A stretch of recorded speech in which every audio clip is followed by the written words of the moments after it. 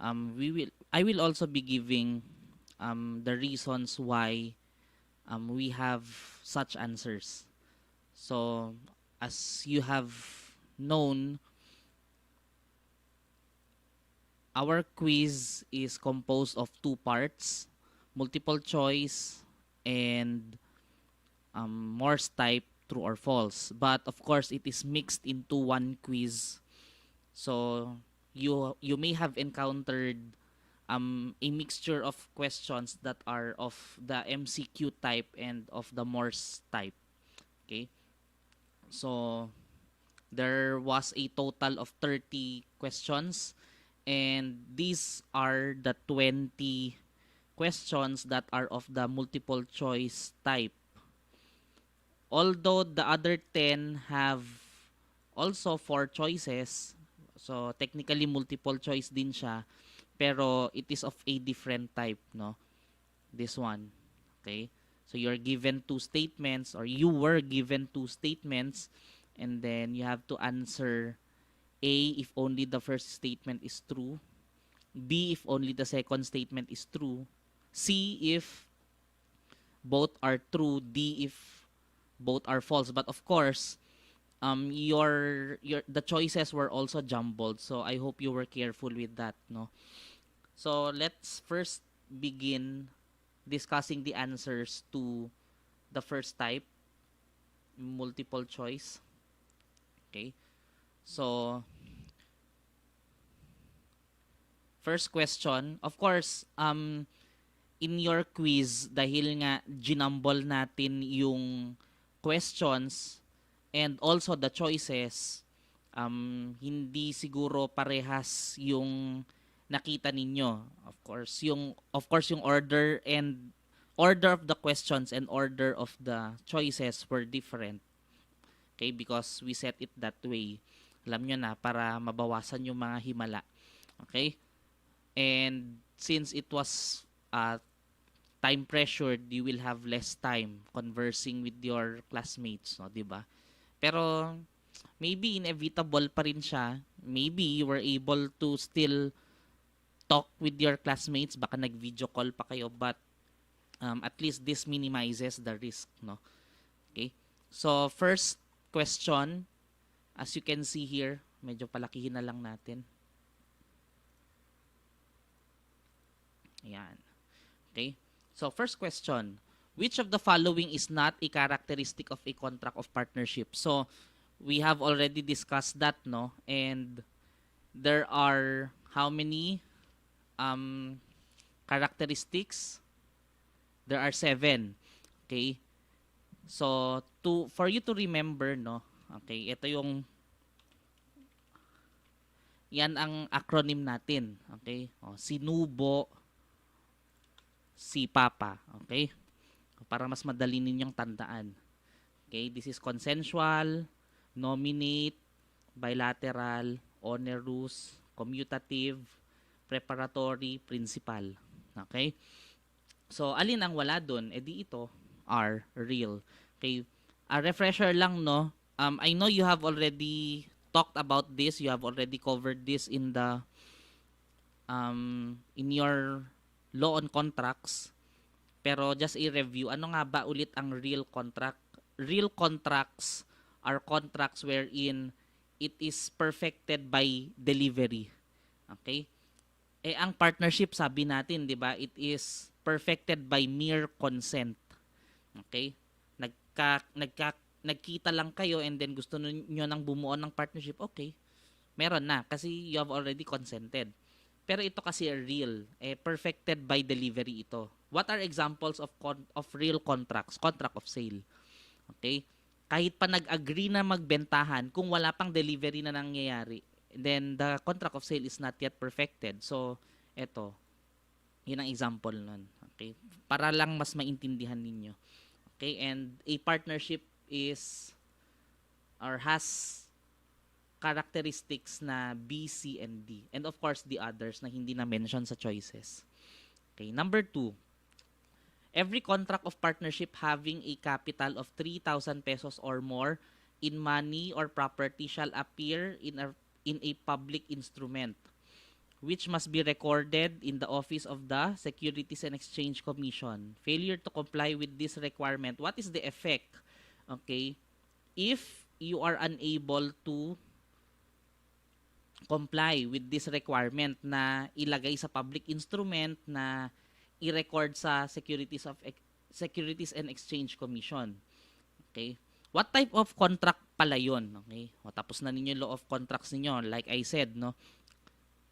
In the second semester. So anong type ng contract yung ganito? Yung meron siyang yung required, okay, na mag-appear in a certain form. Okay? Anong type of contract yun? That is, or those are formal contracts. Okay? Wala naman sa characteristics na nilagay natin dito yung formal. Formal contracts kasi, these are contracts wherein, aside from the essential characteristics or essential requisites like yung COC, consent, object, and cause or consideration, in addition to that, kailangan din yung form. Okay? Pero ang partnership, hindi naman siya formal. So it can, in general, be in any form except as provided by 1773. Okay? Pero ito kasi, sabi ng 1772, okay, let's go to that article, 1772. Okay. Failure to comply with the requirements shall not affect the liability of the partnership and the members thereof to third persons. Okay? So, ayun. The answer would be letter D. Okay? The partnership still has a legal personality. If you remember, nasabi rin natin dati na kapag hindi nag-comply sa Article 1772, mag-a-acquire pa rin yung partnership ng legal personality. Yun nga lang, hindi siya de jure na partnership. It is a de facto partnership. Although partnership pa rin siya. Okay? And may legal personality, may juridical personality pa rin siya. Number 3. Okay? X is not a partner of A, B, and C. Without the consent or knowledge of C, but with the implied consent of A and B, X made P believe that he is a partner of A, B, and C. Who shall be liable for the payment of a debt of 500,000 in favor of T who extended credit on the basis of the misrepresentation? Okay? So si X, although hindi siya partner, sa mata ni T, he is a partner by estoppel, and that is covered by your Article 1825. Okay? Puntahan natin si 1825. 1825. And makikita ninyo, he is liable pro rata. Okay? So the answer is letter A. Okay? Bakit hindi kasama si C? Because it is without the consent or knowledge of C. Bakit naman natin siya pananagutin? Hindi, wala naman siyang kinalaman dyan. Okay? Number 4.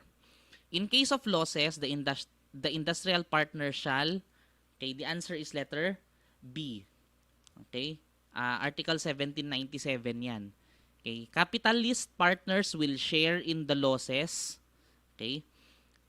Pero ang industrial partner, hindi siya mag-share sa losses, but it can be stipulated. Kung sinabi ng partnership and nag-agree naman lahat na kahit ang industrial partner makikishare sa loss, makikishare siya sa loss. But only if there is a stipulation. Pero kung silent, hindi siya mag-share. Okay? So, number 5. Okay? So, makikita ninyo, merong ownership, okay? Merong present property na kinontribute sa partnership. Meron ding profits. Okay? So, ano yun? Pwede, ito, yung parcels of land na kinontribute ni A, pati itong 6 trucks na kinontribute ni B, these are all present property. Okay, the profits were also included. The partnership of all profits, ano siya? The universal. Okay? Hindi siya isa lang dyan sa dalawa. Okay? Both eh. Okay? Number 6.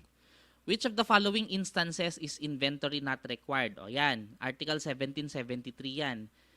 In case of immovables lang yon.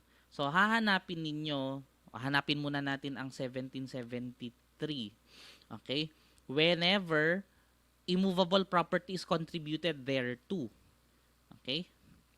So, dapat maglalagay ng inventory. Dapat gagawa ng inventory, dapat pipirmahan yan, dapat i-attach dun sa public instrument. Okay? So, yun ang requirement ng Article 1773. Pero dito sa apat na cases na ito, alin dyan yung hindi required ng inventory, di hanapin mo kung asaan dyan yung hindi involving immovables. Hanap tayo ng movables. Okay? House and lot, immovable ba? Yes. So, hindi yan ang hinahanap natin. B, immovable ba yung car? Pwede naman galawin yan. Okay? Pwede mo ilipat from one place to another. So, yan ang hinahanap natin. Okay, let's confirm. Okay? Machine which is permanently attached to the ground o di immovable yan. Okay? And cornland. Okay? Kapag sabi mong cornland, lupa na pinagtataniman ng mais. So, that's immovable. So, B nga talaga yung sagot. Number 7. When will an inventory be considered valid to legally constitute a partnership? O yun na, 1773 pa rin. Okay? Sabi ng 1773, dapat signed by the parties and attached to the public instrument. And therefore, ayun ang hinahanap natin. Dapat signed by the parties and attached to a public instrument. Number 8. In the partnership of me, myself, and company in which Mimi and Mini are the partners, which of the following is not part of the three distinct persons of the said partnership? Sabi nga natin, according to 1768, a partnership acquires a juridical personality which is separate and distinct from the partners. So, if there are two partners, okay, how many persons are there? If there are two persons who formed a partnership, there are three. Kaya nga, three. Pero sino yung tatlong yon? Or sino yung hindi pala? Okay? Sino yung hindi kasama dun sa tatlo? E di, partners Mimi, Mini, they are part. And of course, the partnership. Kasi nga, meron siyang separate and distinct na juridical personality from the partners. So, if you collectively refer to Mimi and Mini as partners, hindi yun. Okay? So, this is the answer. Okay? Number 9. Which of the following is not a principle on the existence of a partnership? Okay? So, as you can notice, itong tatlong to, they have something to do with Article 1769 wherein sinasabi yung rules to determine whether a partnership exists or not. Okay? Papuntahan natin. 69. Itong mga to, hindi ito partnership. Itong tatlo. Okay? And itong number 4, hindi porket nagre-receive ka ng portion ng profits, partner ka na. Okay? Yun. Now,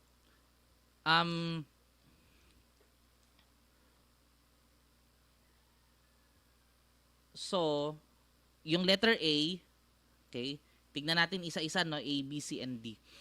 Yung A, this actually is, persons who are acting as partners, although they are not really partners. Ano yan? That is a partnership by estoppel. Okay? And that is covered by Article 1825. Tignan natin, the law presumes that partners by estoppel have entered into a contract of partnership. Hindi nga sila partners talaga. Okay? So, this is true. Okay? This is a principle on the existence of a partnership. So, tama to. B. Where the law presumes the existence of a partnership, the burden of proof is on the party denying its existence. Tama. Okay? Yun nga, Article 1769, sinasabi niya, like for example, yung number 4, no? Okay, there is a prima facie evidence. Ibig sabihin, at first glance, pag etong mga to, ay, at first glance, kapag ang person naka-receive ng share ng profits of the business, pine-presume ng batas na sila ay partners, except kung ito. Okay? Except kung nag-receive ka kay as payment for these things. Now, ayun nga, you have to prove, okay? Kung gusto mong i-prove na wala ngang partnership, you have to prove it, okay? And the burden of proof is on the party denying its existence. Okay? Kung sino yung nag-a-allege, kung sino yung nagsasabi na hindi, wala namang partnership yan eh, o di siya ang mag-prove. Okay, so this is true. This is a principle on the existence of a partnership. Letter C. When a partnership is shown to exist, the presumption is that it continues in the absence of evidence to the contrary. Okay? So, kapag wala namang indications na nagsasabing hindi na siya going concern, yung partnership, edi it continues to be a going concern. Tuloy-tuloy pa rin siya. This is a valid, okay? This is a principle on the existence of a partnership. Okay? And that brings us to letter D. One who alleges the existence of a partnership, okay, can prove it by evidence of an agreement wherein the parties call themselves partners. Hindi porket nakapagpakita ka ng isang document wherein nagtatawagan sila na partners, partners nga talaga sila or meron nga talagang partnership. Okay? You have to look at other aspects, like for example, yung kanilang agreement na mag-contribute ng money, property, or industry to a common fund with the intentions of dividing the profits among themselves. Okay, that's one. Another, yung mga yung mga contributions nila, and then yung loss sharing, profit sharing, and others. Okay? Pero itong agreement wherein the parties call themselves partners, that does not suffice. Hindi sapat yan. Okay? Hindi mo pwedeng i-prove na meron ng partnership agad-agad. Okay? So, this is not a principle. Number 10. Okay, still on Article 1769, no? One is studying partnership law in the USLT. So, you are one. Okay? You are like one. Okay, when a group called XYZ Partnership approached you and asked if they can be considered a partnership. Okay, alin ang pwede mong gamitin dito para sabihin na may partnership nga talaga? Okay. Or alin ang hindi pala pwede? Okay, ito except eh. Okay? Alin ang hindi mo pwedeng gamitin? Okay, para masabi na may partnership nga talaga that exists between X, Y, and Z. The partners share in profits and losses. So kung nakita mong nag-share sila ng profits and losses, that is a prima facie evidence already that a partnership exists. Sabi ng Article 1769, meron nga lang exceptions. If yung mga shares mo from the profits, payments for these things, A, B, C, D, and E. Okay, under number 4 of Article 1769. Okay, so yan, pwede mong gamitin yan. Letter B, they have equal rights in the management and conduct of the partnership business. This is not always true. Okay, this is only true na pag-usapan natin ito sa second na live natin, no? That they will have equal rights in the management and conduct of the partnership business only if there is no managing partner that is appointed. Okay? And that is in Article 17. No. 18. Ayan, 1803. Okay? All the partners shall be considered agents. Okay? Kumbaga, they have the power to bind the partnership. Pwede silang gumawa ng kahit anong management decision kung walang ano, okay? Kapag walang managing partner na appoint. Okay? Pag walang managing partner na na-appoint, they are all managing partners. Okay? They are to be considered na lahat sila, okay, managing partners. So, hindi mo pwedeng gamitin ito. This is the answer. Let's just confirm, no, C and D. Every partner is an agent. Ayun na nga. Okay? This is the mutual agency characteristic of the partnership. Okay, and letter D, ayan, on dissolution, the partnership is terminated. Okay, generally. Okay, pero we will be discussing pagdating natin ng Article 18, 28 and 29 na hindi agad. Okay? Pag nagkaroon na ng dissolution, hindi pa agad terminated. Pero generally, parang ganoon na nga. Doon na siya patungo. Okay? So, answer is letter B. Okay? Number 11.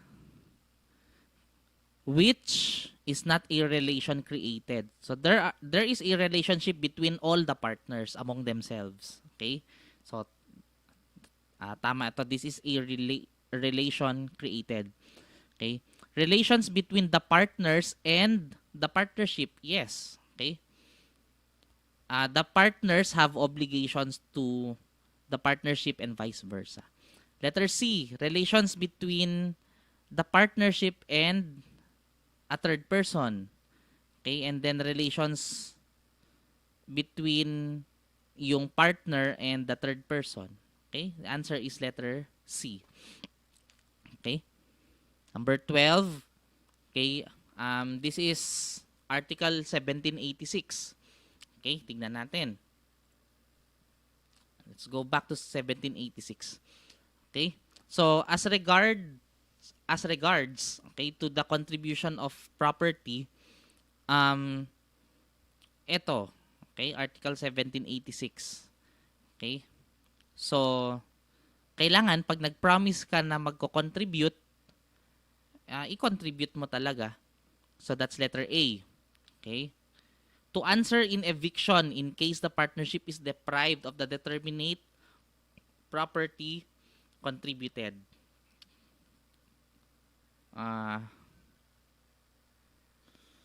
Ayun, he shall also be bound for warranty in case of eviction. So, tama yon. Okay? C, be liable for the delay. Okay? Nakalagay din yan. Okay?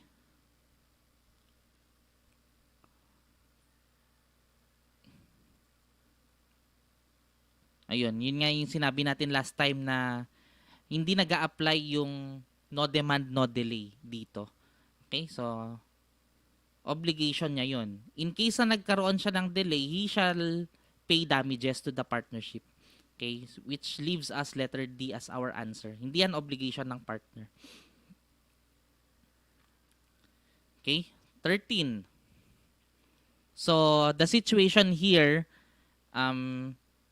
relates to Article 1792. Okay? Wherein, anong mangyayari kapag ang managing partner nakakollect ng amount, tapos yung third person na yon may utang sa kanya personally and may utang pa sa partnership, which he represents being the managing partner.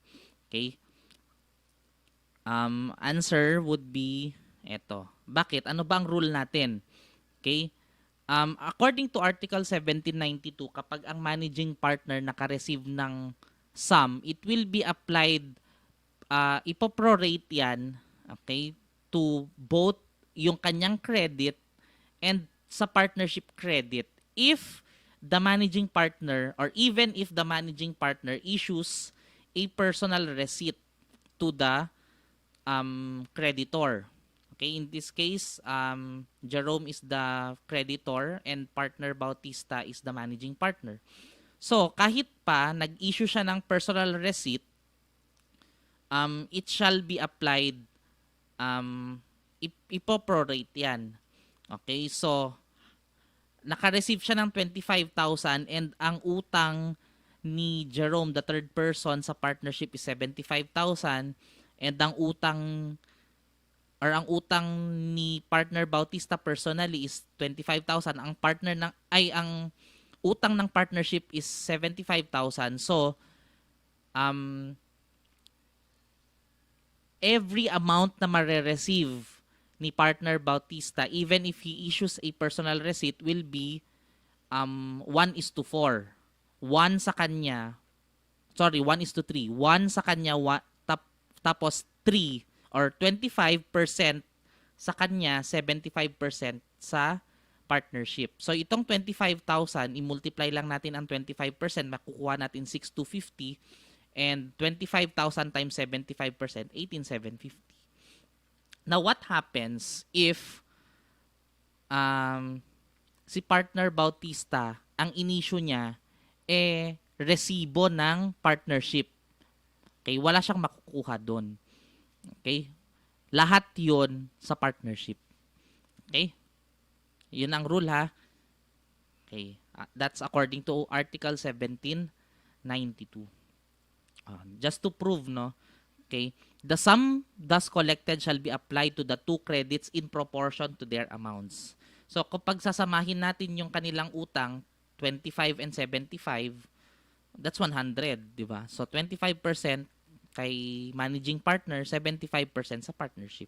So, any amount na mare-receive niya, ganun ang hatian. Even if even though he may have given a receipt for his own credit only. Okay? So, that's 1792. Number 14. A contributed 10,000, B 20,000, C 30,000, D 40,000, E industry. And nagkaroon ng profit amounting to this. Paano bang hatian? Sabi natin dati, the capitalist partners will share in the profits in accordance to their initial contribution if there is no stipulation. Ayan, no, in the absence of any profit or loss sharing ratio. So wala silang pinag-usapan. By operation of law, ang mangyayari, sabi ng Article 1797, dapat maghahati-hati yung mga capitalist partners in accordance to their initial capital contributions. So, does that mean na A, B, C, and D will share 1:3:4? 1:2:3:4. Okay, ganun ba? Okay, so, kapag ganun kasi, ang mangyayari, lalabas letter B.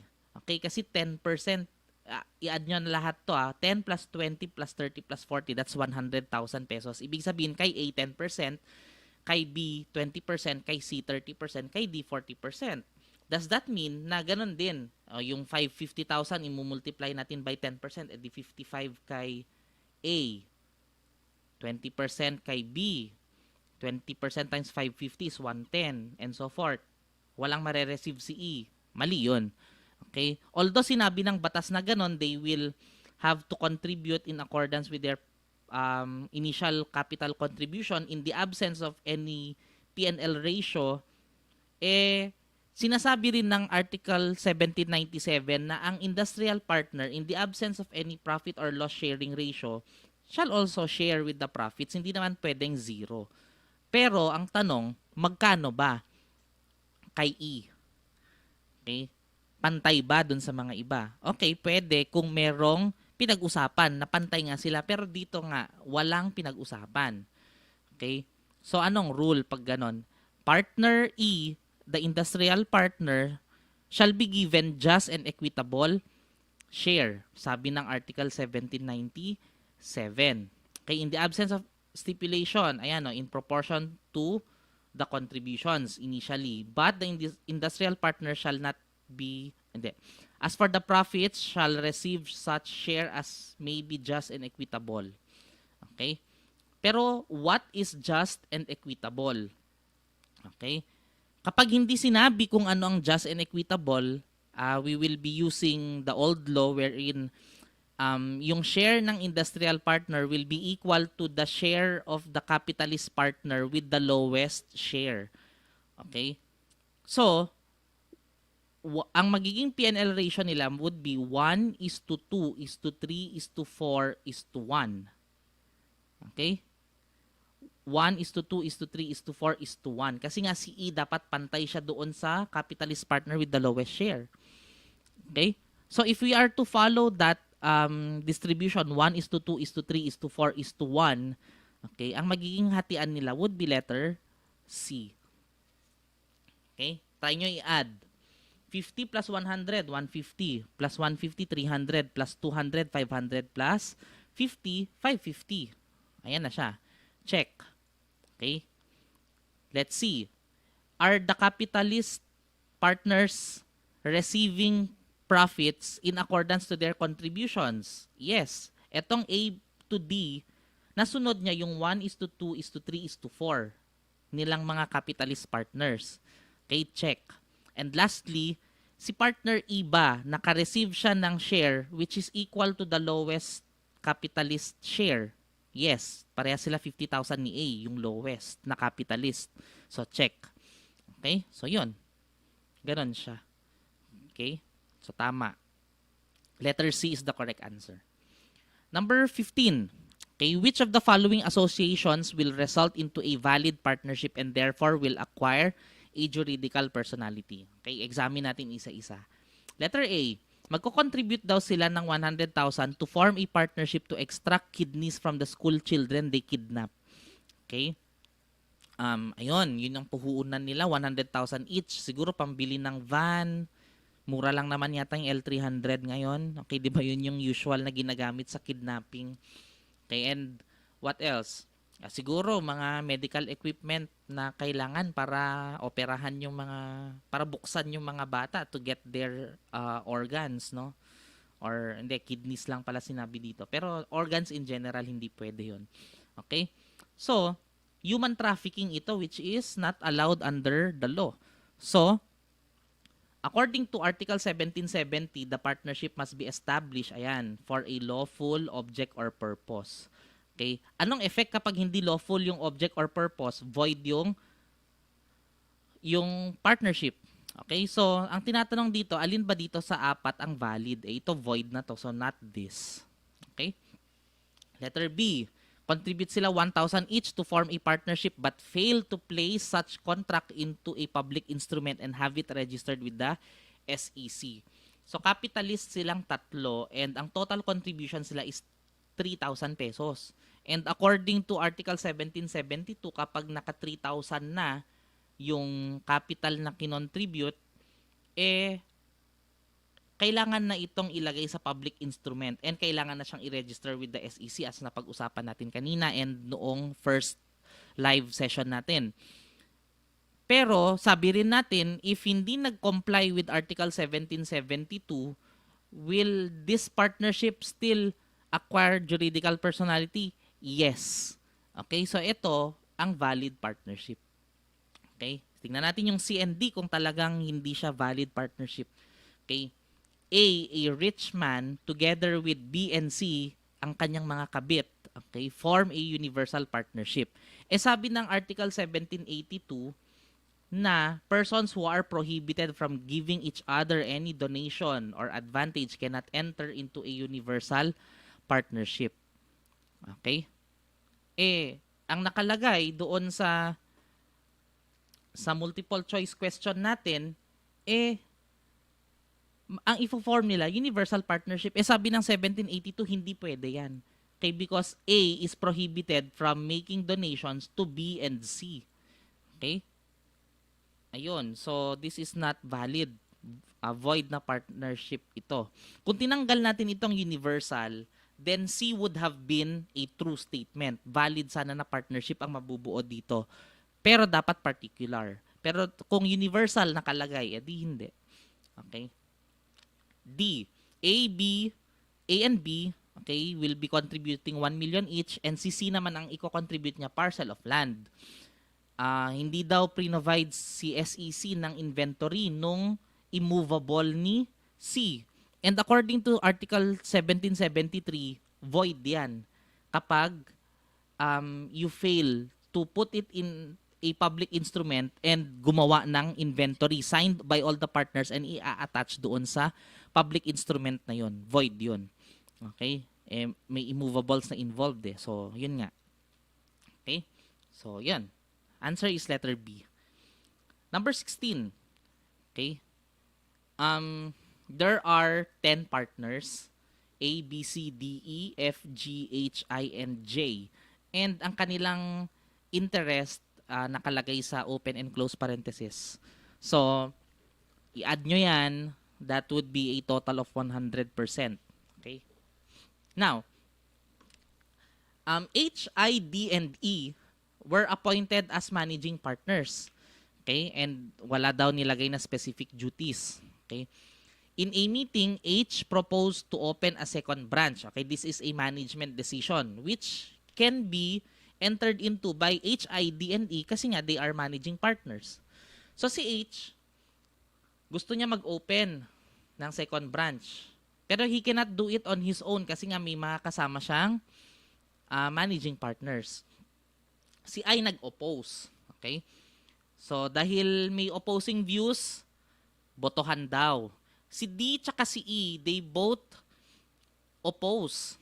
So, kampi sila kay I. So, solo ni H, tapos si I tsaka si D and E, ayaw nila, si H gusto. Okay, ano ang magpe-prevail na decision? And yun nga, according to 1801,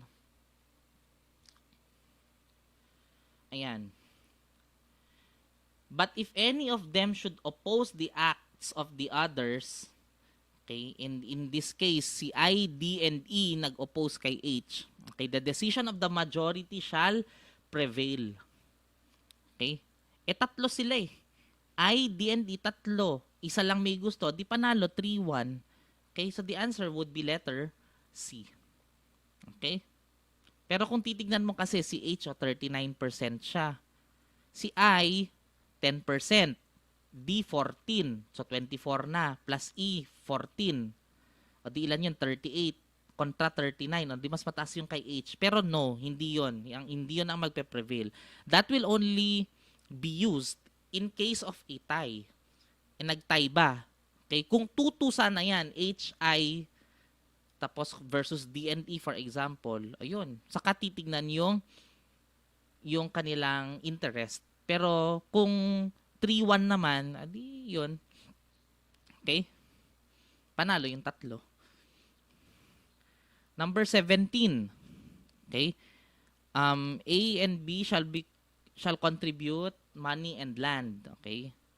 Yung i-contribute ni B na land, na-acquire niya daw ng 100,000. It was agreed by A and B that it will be valued at 200.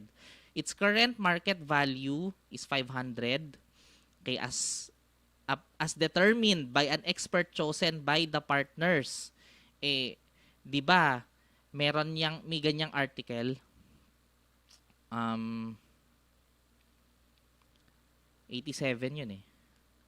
Ayan. It shall be made by experts chosen by the partners. So kung nabasa ninyo ito, baka malito kayo. Okay? Maganda pala sana hindi nyo na lang nabasa, no? But anyway, ayun, no?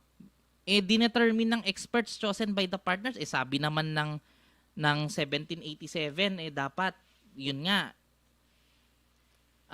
yung pag-a-appraise dapat gagawin ng experts that are chosen by the partners. Okay, experts chosen by the partners. Pero hindi eh. Okay? Bakit? Kasi in the absence of stipulation lang yan mag-a-apply.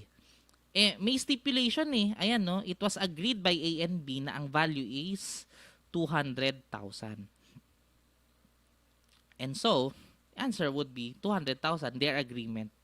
The answer would be 500,000 kung wala itong statement na ito. Okay? Kung i-delete natin yan, the answer would be 500,000. Pero meron kasing stipulation eh. Okay? Number 18. Which of the following is not a requisite in order for a capitalist partner to be compelled to sell his interest in the other partner? So, Article 1791 will come in. Okay, if there is no agreement to the contrary, blah, blah, blah, capitalist partners shall be obliged to sell, yung ayaw mag-contribute shall be obliged to sell his interest to the other partners. Okay, so alin sa mga requisites dito sa Article 1791 alin sa mga statements dito ang hindi requisite? Tingnan natin. Okay, there is an imminent loss.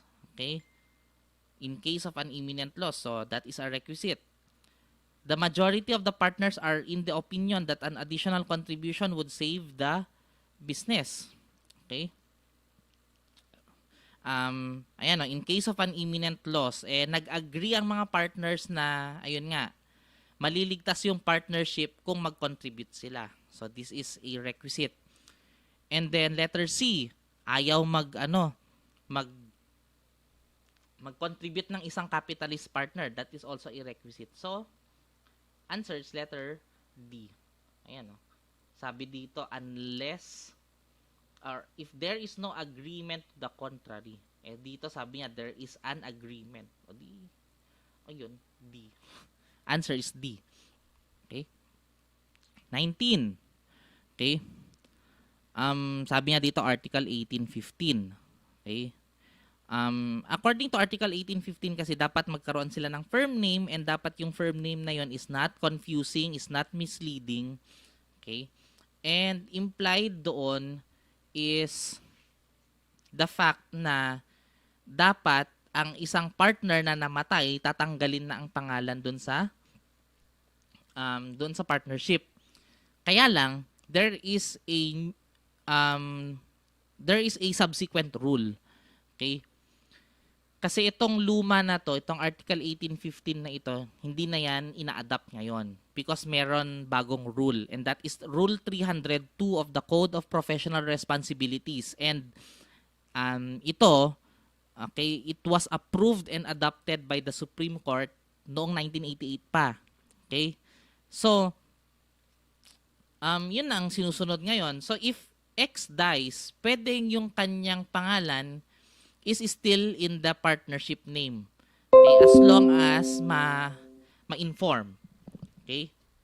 As long as the continued use, kapag ginagamit mo pa rin yung pangalan ng isang deceased person, pwede na daw yun. As long as naka-indicate na yung partner na yun, patay na. Okay? Dapat lang may information. Dapat may inform lang ang public na patay na nga siya. Okay?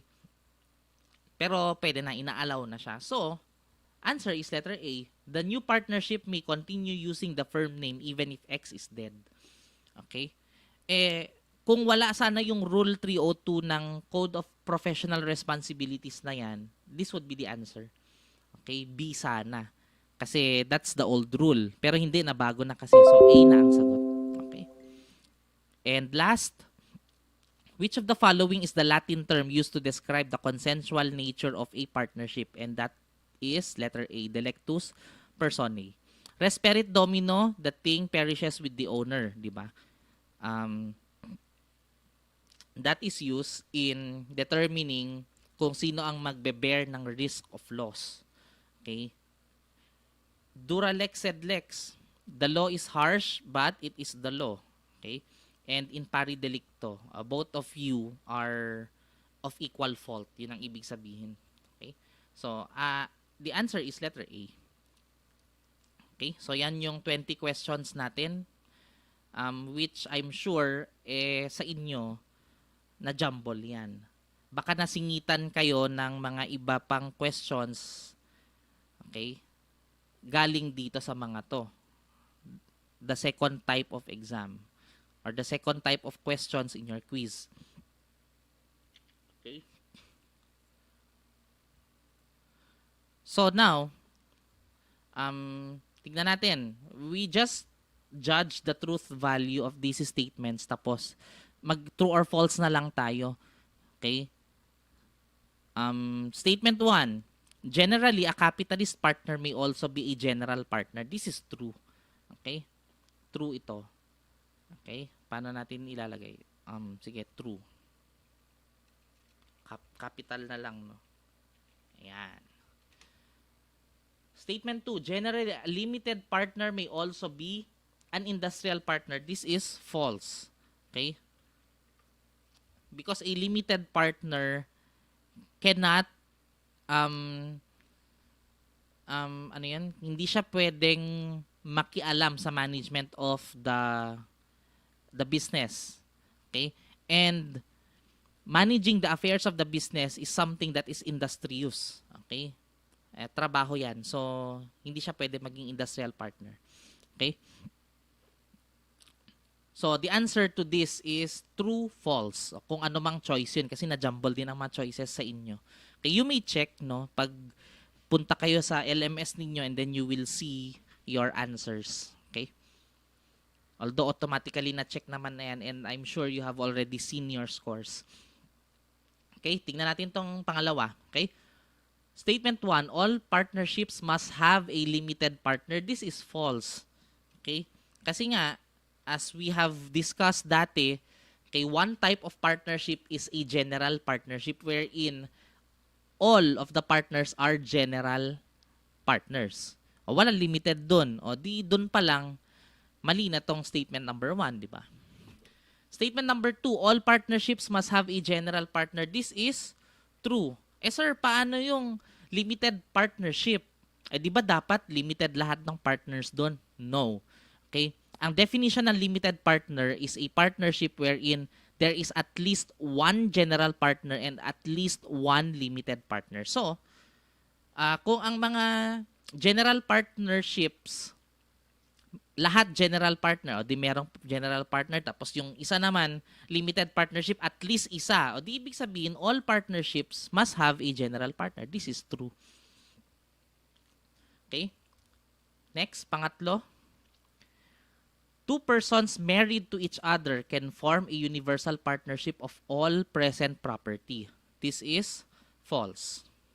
Why? Because two persons, okay, sorry, hindi ako nakatingin sa keyboard. Because two persons married to each other can only form a particular partnership. So, mapa present property man yan o mapa profits, hindi pwede. So, this is also false na. Okay? Kasi nga, sabi natin kanina, persons who are prohibited from donating cannot enter into a universal partnership. Ang pwede lang nilang pasukin, ang pwede lang nilang i-form is particular partnership. So, mapa all present property man yan o mapa all profits, basta universal partnership, hindi sila pwedeng mag-form. False. And husbands, wives, spouses, hindi sila allowed magbigay ng donations to each other. Exception, moderate gifts in the occasion of family rejoicing. Mapag-aaralan ninyo yan pagdating nyo sa donors tax nyo, which will be next semester pa. Okay? Next. Statement 1, a partnership with a fixed term continues or which continues its operations become a partnership at will. Okay? Pag-usapan natin yan before. Hanapin natin kung saang article.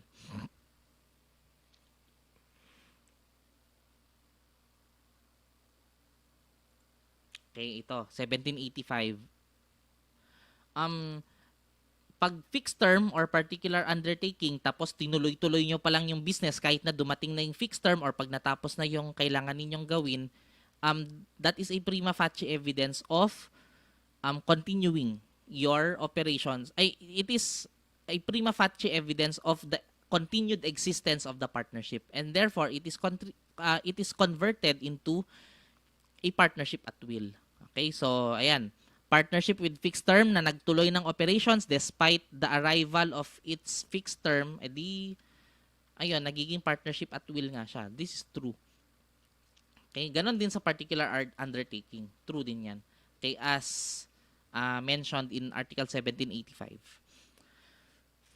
Next, the receipt by a person of a share of the profits of a business is a conclusive evidence that he is a partner in the business. This is false. Bakit false? Kasi according to Article 1769, number 4, okay, tama. 1769, number 4, the receipt by a person of a share of the profits of a business is a prima facie evidence. Ibig sabihin, pwede pa siyang i-rebut. Okay, you can allege. Okay, pwede mo siyang i-disprove. Okay? Pero pag sinabi mo kasing conclusive, wala na talaga. Yan na talaga. Tama talaga yan. Kahit ano pang evidence ang ipakita mo that will attempt to disprove that, hindi mag-prevail. Ayun. So, wala Hindi naman siya conclusive kasi nga prima facie evidence lang. pwede siyang i-rebut. So, this is false. Okay? Kapag na-prove mo na nag-receive ng profits, pero in payment naman pala siya ng debt, for example, or ng rent, di, ayun, hindi pala siya partnership. Ayun, prima facie evidence lang yung receipt, okay, ng share ng profits. Next, the sharing of gross returns does not of itself establish a partnership.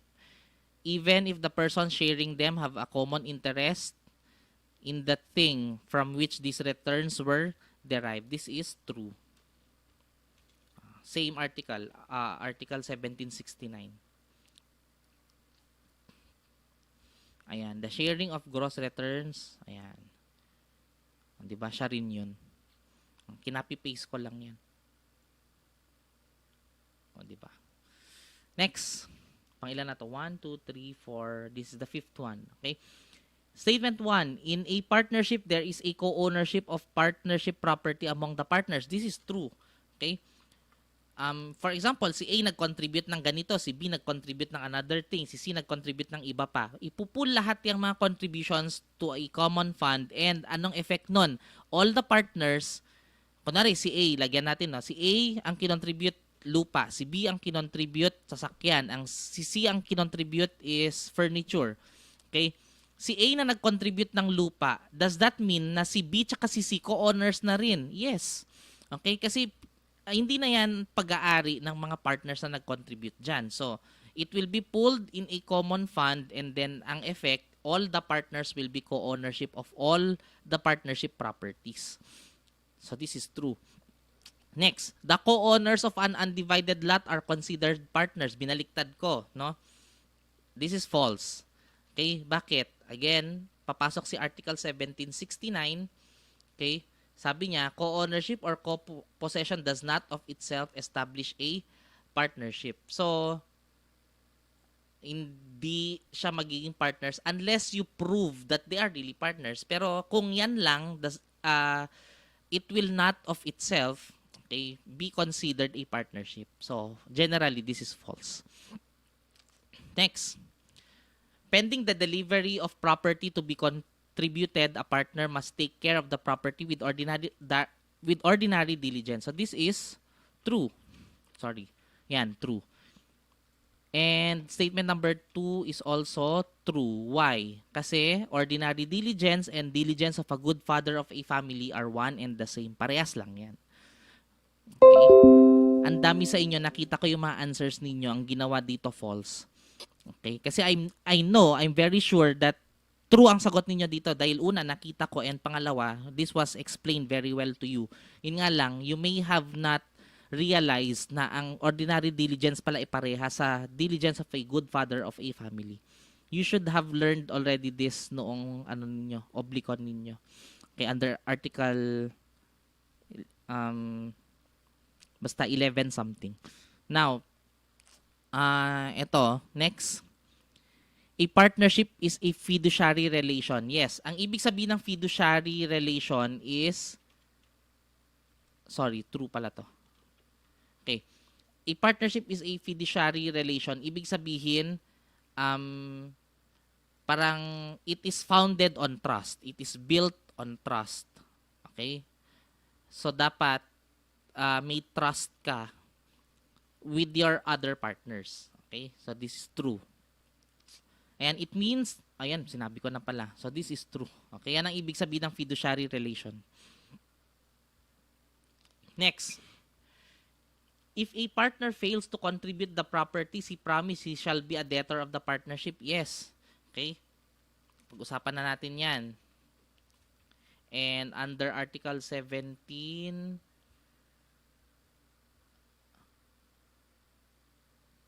ayan, 86. Okay? Debtor of the partnership. Okay? The other partner's remedy is to rescind their respective contributions. Sorry, false pala to. Okay? This is false. Why? Kasi hindi remedy ng partners yung bawiin yung kanilang contributions, as hindi na itutuloy yung existence ng partnership. Okay? Ang remedy nila is specific performance. Kasi nga, this partner who fails to contribute is in default. dahil doon naging debtor siya, and ano bang ginagawa ng mga creditor sa debtors kapag hindi nagbabayad or hindi nagko-comply sa kanilang obligations? Specific performance. Okay?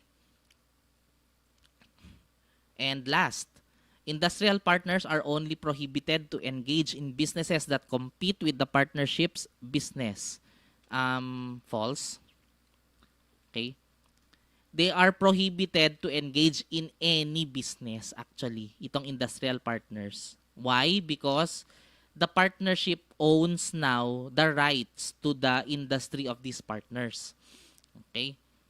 Parang yung nga sinabi natin dati, parang employee-employer relationship. Once you signify your intention to be employed by an employer, edi sa kanya mo lang ibibigay ang services mo. Okay? Hindi ka pwedeng mag-offer ng services sa iba. Okay? Like for example, Jollibee ka. Tapos morning shift ka, pagdating ng night shift mo, McDonald's ka din. Hindi pwede. Okay? Unless sinabi sa contract na pwede. Okay? So, ayun. Ganon din ang effect sa partnership. Next, capitalist partners are also prohibited to engage in business which do not compete. Hindi. Actually, ang prohibition lang sa mga capitalist partners ay yung mag-engage sa mga business na katulad ng kanilang business. Okay? So, actually, napagbaliktad itong dalawa. Okay? So, ayan. Those are the answers to your quiz, and na-explain din naman na siya. I hope you will learn from your mistakes and be more careful in answering, lalo na itong topic na ito, general provisions and obligations of a partner, lalabas ulit yan sa prelim exam ninyo. Okay? Together with the other topics for these prelims. Okay? So, for those who have scored high, congratulations. Pero wag kayong kampante. Ang dami pang pwede mangyari. And ganun din for those who have scored low, ang dami pang pwedeng mangyari. Pwede pa kayong bumawi. Okay? And I hope gano'n naman pag nasa baba kayo, there's no way but up. Pag nasa taas naman kayo, there's no way but down. Pero may option naman kayo na pantay, di ba? Kung nasa taas na kayo. So, what I'm saying is, continue to strive, continue to study well, okay? And if you have questions, you may either refer to ito yung mga ina-upload natin sa YouTube, or you can ask me personally. Okay, yun lang.